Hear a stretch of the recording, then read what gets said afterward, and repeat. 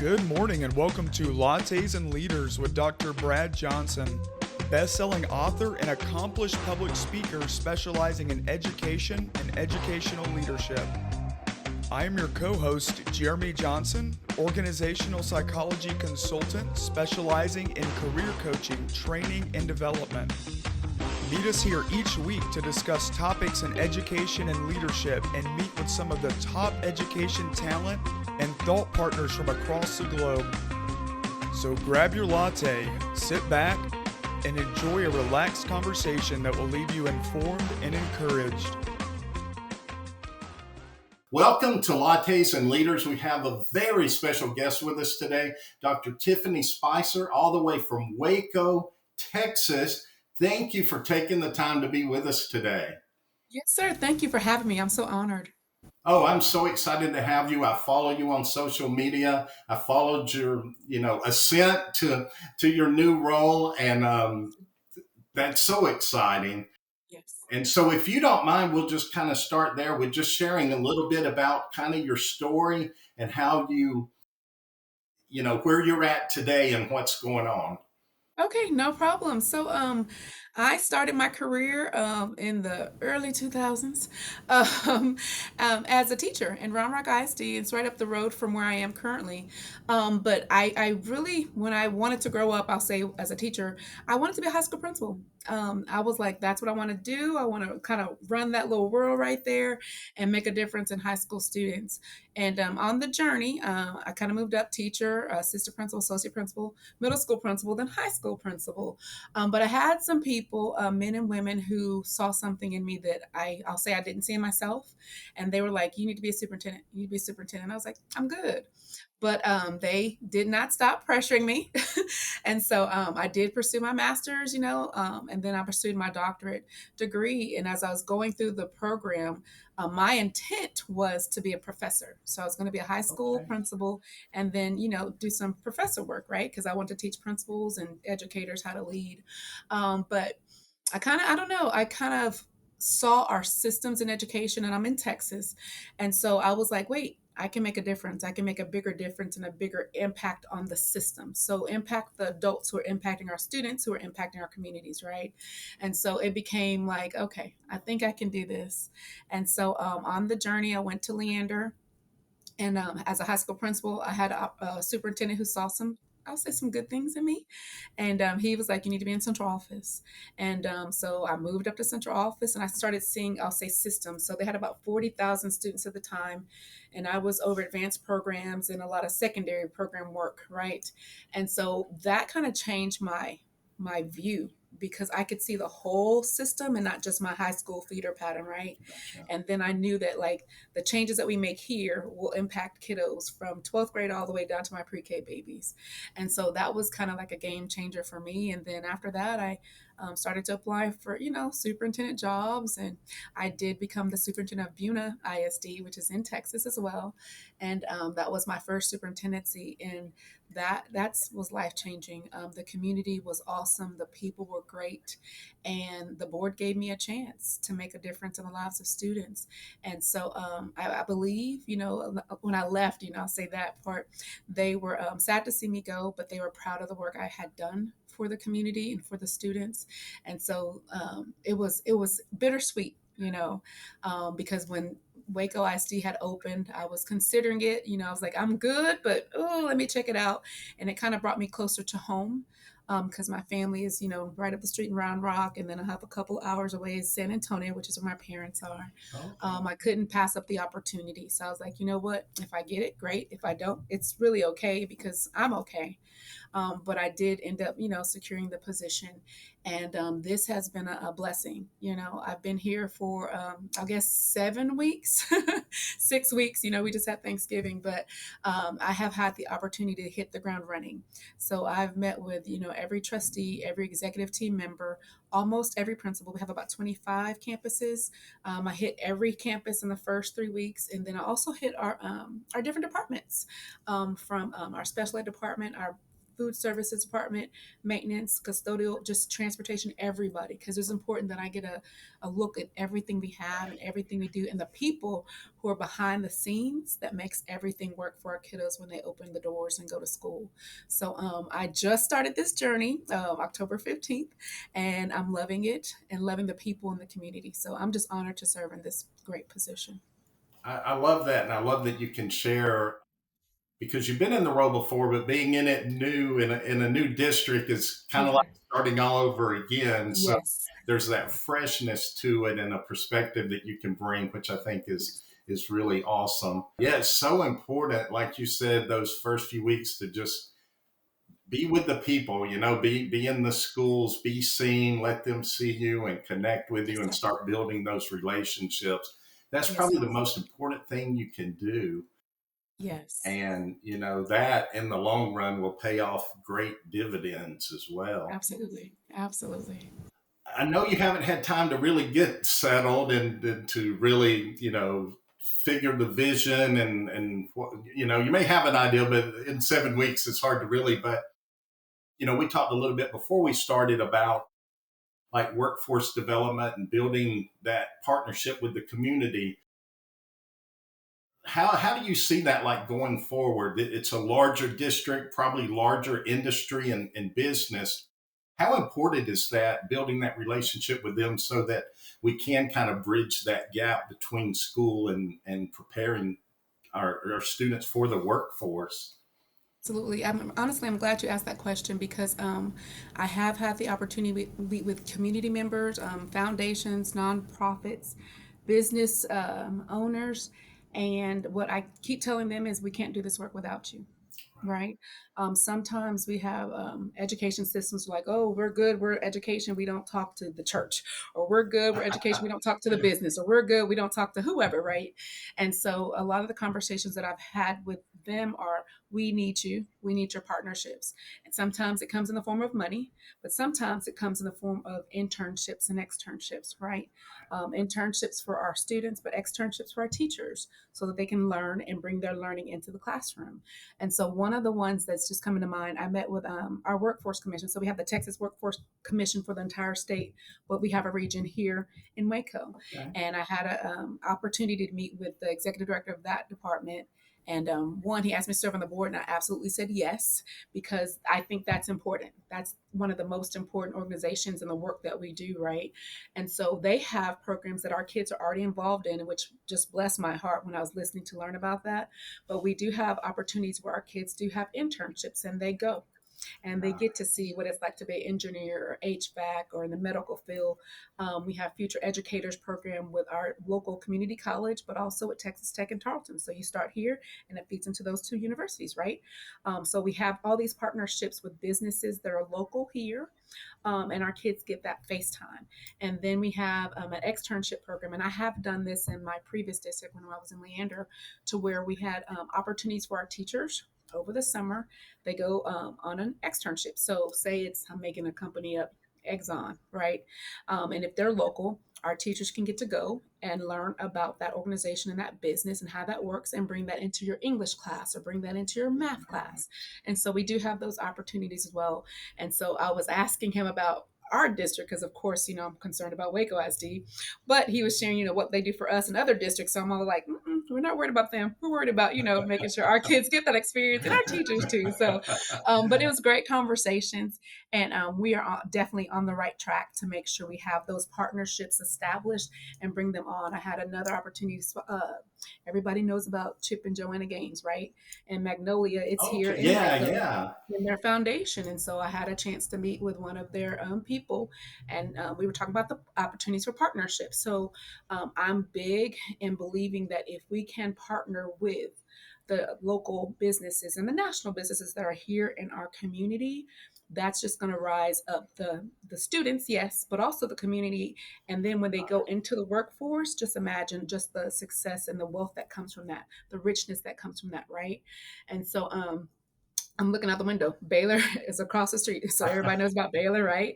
And so again, I had a meeting with them as well. And we talked about opportunities for education, but also partnerships for our teachers as well as our students. So that is an area that's near and dear to my heart because I know that education is like the key to getting access, right? And so if we can bridge the workforce and the education together, we can make a lot of magic happen for our students, and then change the trajectory of their lives. And so we're on it. Absolutely. And we have some great things that are just even pre me, they're on it. But I'm excited to just, I'll say, develop them more and make sure that we reach all of our kiddos in our system. That's amazing. Yeah. And I love that. And I love to hear that. I interviewed someone, I think they were from Switzerland, and I know it was Switzerland that does this. They have an apprenticeship where students actually can go and work in their junior and senior year and get paid Oh, and get wow. their credit for high At the same school time. Oh, wow. at the same time. And so, they're earning money. Yep. You don't have to worry about them putting forth a good effort because it's a job too, so Yeah. their grades are going to be there Yes. because it is a job that we don't have to worry about absenteeism. How And about that? so Yes. so many things are built in that we struggle Mhm. with that kind of take care of themselves when we look at it from a different perspective. So Yes, I sir. love that you're doing that, and Yes, that's sir. one of the first things you did is looking to open those doors, Yes, sir. for your school and for the community, or for your whole district and the community. I think that's very admirable. One Yes, of sir. the things, and we talked a little bit earlier about having that, being able to talk business with the business people. And a lot of times I think educators, we're so highly agreeable that we don't know how to really go and ask for things. Yeah. And but that's what they want. That's how they work. Go in and say, "Hey, I need this, Tell us this. what you need. Tell Let's us make what it you need. happen." And Yes, and more times than not, they'll make it happen. they will. And like you said, it just benefits the students. It really ultimately benefits the community as well. It does. It does. I love One of that. the things you like, you talk about the language and the lingo. So the business world, corporate America is different from education America, right? And so when you go to grad school, and I'm trying to really make sure I'm not going to tell a lie, but when you go to grad school, you're not taught how to have the business conversation and negotiate, how to get things done for your district or your campus, right? And so I think just I don't know, just learning how to go out there and make things happen. So I think I had experience when I was working in Leander. I was over advanced programs and partnerships, and so I had a partnership with Apple, with Google, with Dell, and so I got to meet all these different people, and I still have those contacts today. And so one of them, he reached out, he goes, "Hey, I know you're right down the street." I was like, "Absolutely, I haven't forgot you. I still got your cell phone, right?" And so I think we're not taught those things, but if we don't know those things, we better learn those things Right. because that's the way you get things done for your kiddos, for your schools, for your communities. And to your point, that's what changed the whole tide, right? We can't operate in silos. We need them, they need us. And I had a meet with our mayor, and I said, he was like, "What do you need?" I was like, "I don't know yet, but I will let you know." Let you know. And he knows. And he said it. He goes, "I need to make sure that Waco ISD does a great job and excels." And I said, "I know that I have to do a great job to make sure that you excel. So we know that we need each other for this city to be even better than it is now, right?" And so we're Absolutely. really, we're not naive to that it's a partnership and we have to do this together and we have to be on the same page and we have to be kind of rowing in the same direction. So I'm learning how to be the business negotiator too.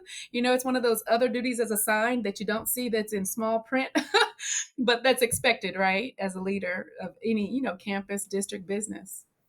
Well, and I love your focus on the word negotiate, because I think that's the one thing educators don't do well. Yes, It's sir. like I said, I go back to, educators, even as leaders, we tend to be what's called high agreeable. So we don't like confrontation, and if someone says something, we're kind of afraid to counter Yeah. offer, to Yeah. negotiate with them.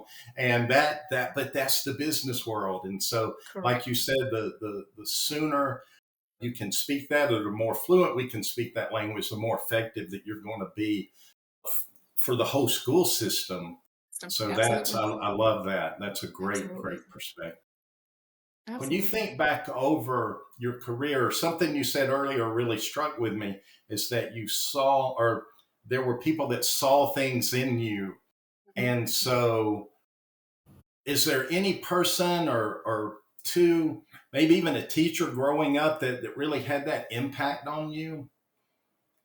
There's a few people, and it's funny that you asked me this. So today, one of my former superintendents, he's now retired, and he's consulting with a construction company.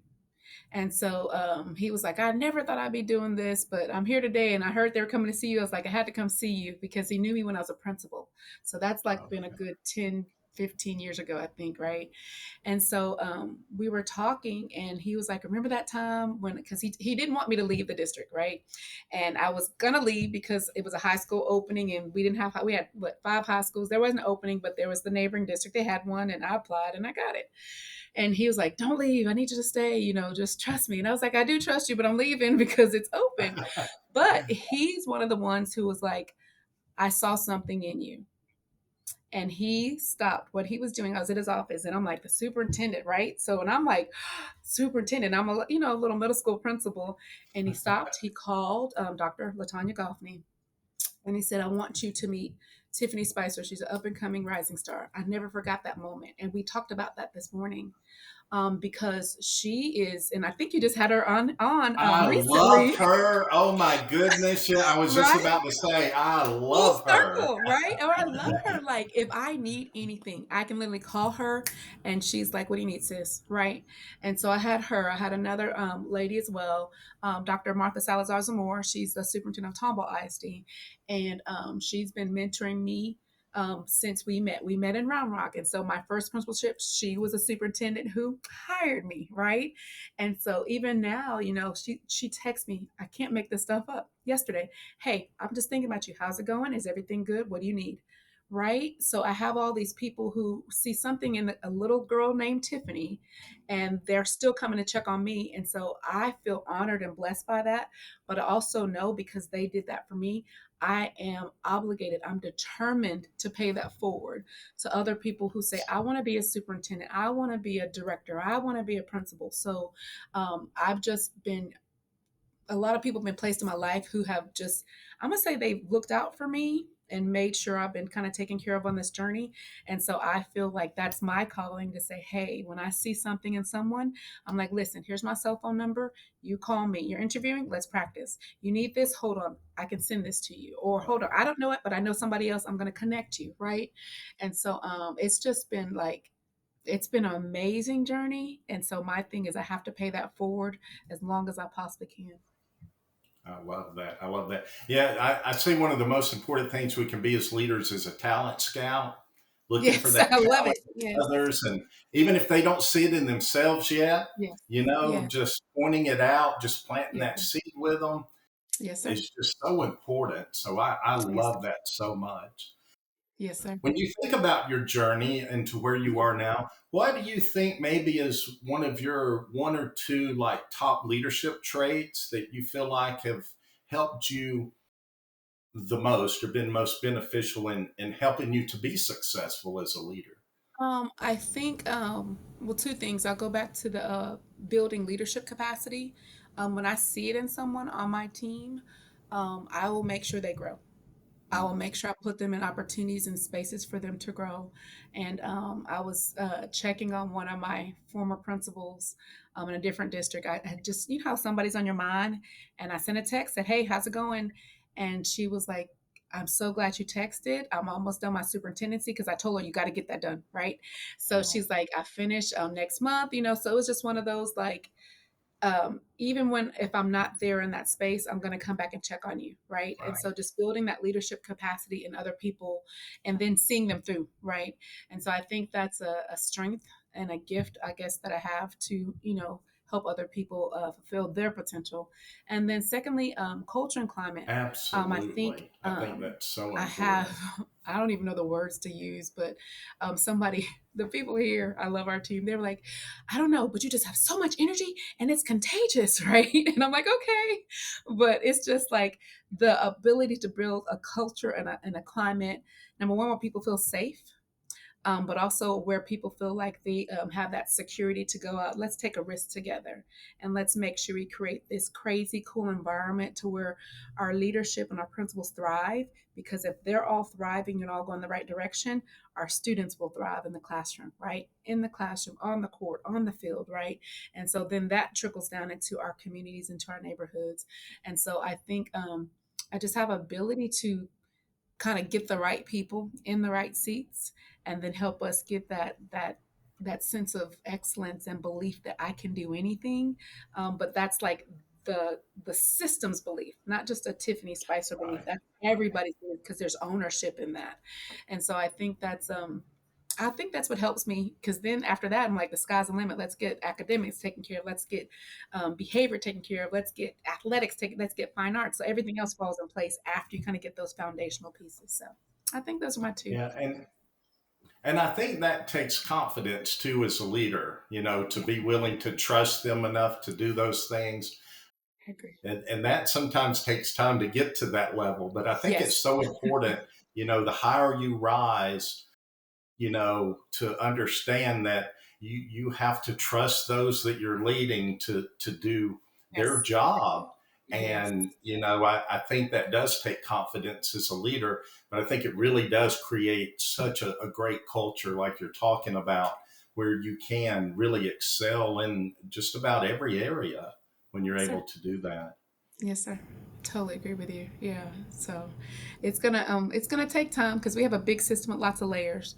But I'm crazy enough to believe that we're going to continue to build on the excellence and the strength that we have here. And so we're gonna keep pushing and keep thriving, because our kids deserve it. They get one shot at education, and we are it. And so I want to make sure that we create the best environment for them to succeed, not only here, but once they leave us. That's so awesome. That's so awesome.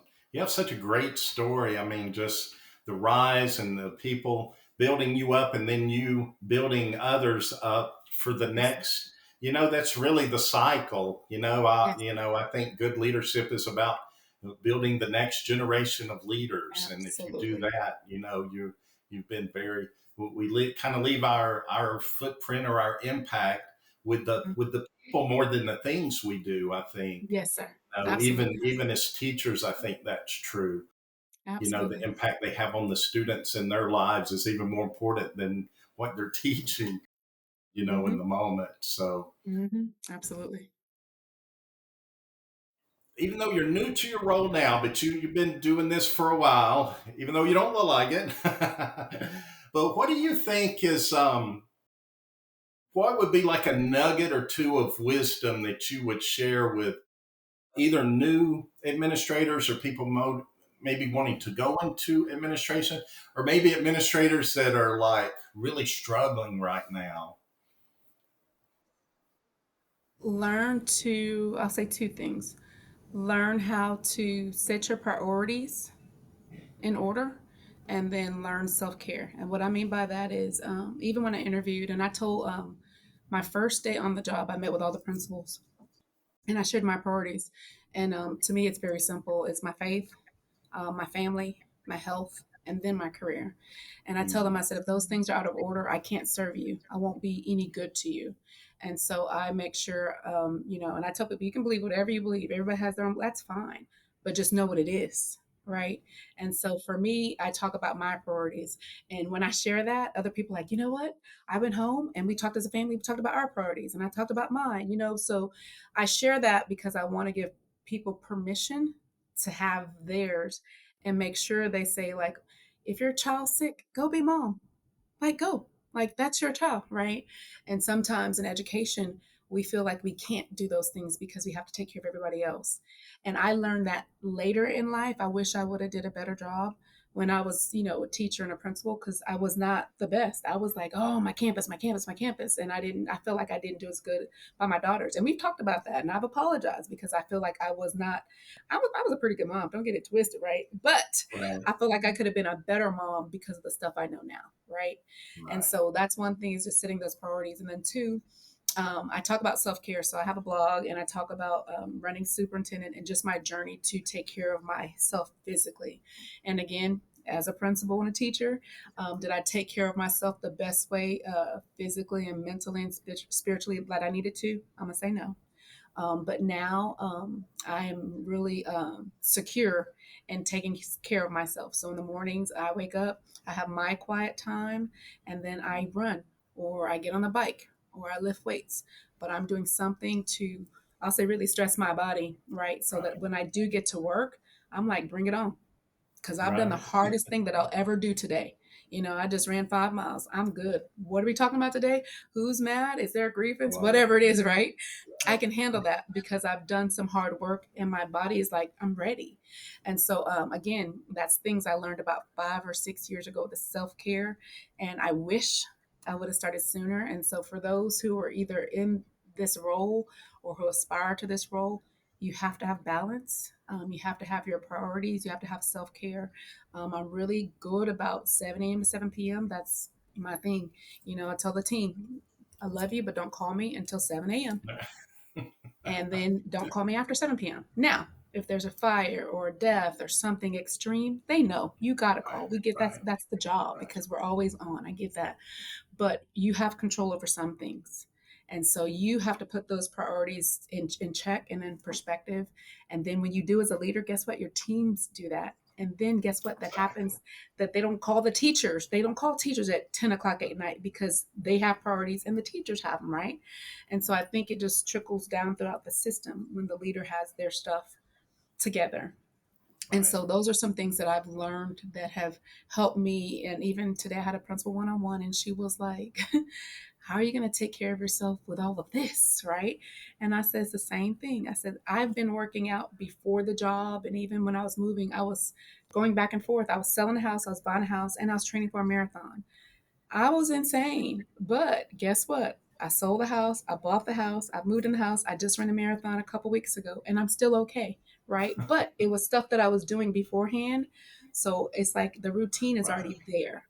And Right. so when the new job comes or the new board members come or the new responsibilities come, it's not as hard because I have an outlet already in place. And so Right. that's kind of what I would tell others who you got to take care of yourself first. And I know it sounds selfish, but it's not. You can give once you have your cup full. If your cup is empty, you can't pour out of it. I really love that. And I think the routine of it is so important. And the thing is, especially you in your role, what you model is what everybody else is going to do. Like you said, Yes. when you say, I'm not calling after 7, your principals know they're not going to call their teachers after 7. And so Yeah. your teachers appreciate that because it's Yes. something that you've modeled, you know? I Yes. mean, Yes, and sir. so I really love that. But I think the Yes, sir. routine, like you said, and it takes us a while sometimes in life to Oh, figure that absolutely. out. You know, we can't beat Yes. ourselves up for No. the past, but once we figure it out and they're like, man, that was so important. But the Yeah. beauty is now you share that with others, so hopefully they understand it and develop that earlier for Yes, themselves. sir. So it's still, Absolutely. a teachable thing. You're still teaching and inspiring others. So I love that. Absolutely. I love that. Thank you. Well, thank you so much for being with us today. Is there any other like parting thought or anything you want to share? We will share your blog, the link to it for you, and anything else you want me to share Well, when this comes out. But is there yes, sir. anything else you wanted to Just I say? want to thank you. I follow you and you just have some great words of wisdom. I'm like, ooh, I didn't think about that. Like you make me think. And so I'm like, how many characters or less does it have to be? I'm like, that's some deep stuff, right? And so just thank you for this opportunity just to share my story and my journey. And just thank you for just shining a spotlight. I've seen some of your other episodes on other superintendents that I know, and then other ones that I don't know. And so it's just been refreshing and encouraging, especially when education seems to be under attack, right? And so it's just good to have someone who's ensuring that the story of public education and educators and people who are trying to change the trajectory of our students' lives is being told. So thank you for this time and just thank you for the work that you're leading. We Oh, appreciate it. absolutely. Thank you. Well, thank you so much. And I definitely want to have you back after you get kind of in the groove. Maybe, Okay. when maybe either the fall or maybe next fall, and kind of Yes, we sir. can catch up on where you're at now. Absolutely. So, but that's Absolutely. awesome. Absolutely. Yes. All right. Well, thank you so much, Thank you. and have a great day. All right. It's so nice meeting you. This has been Lattes and Leaders with Dr. Brad Johnson. We hope that you leave today feeling informed and inspired. For more educational content, be sure to add this podcast to your list and follow Dr. Johnson on any and all social media platforms. For more information on Dr. Johnson, Jeremy Johnson, and special guest, check out drbradjohnson.com. That is DOCTOR, bradjohnson.com. Hope to have you back soon.